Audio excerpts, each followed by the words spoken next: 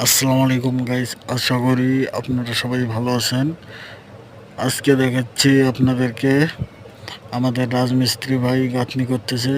কত সুন্দর করে দেখেন, গাঁথনিটা দেখেন, পুরো ভিডিওটা দেখেন, দেখার পরে মতামতটা জানাবেন। ভিডিওটা যদি ভালো লাগে প্রথমে অবশ্যই একটা লাইক, একটা কমেন্ট আর চ্যানেলটা সাবস্ক্রাইব করবেন। নতুন চ্যানেল এটা, কেবলমাত্র চ্যানেলটা খোলা হয়েছে, চ্যানেলে ভিডিও আপলোড দেওয়া হয়নি। আজকের এই প্রথম ভিডিও।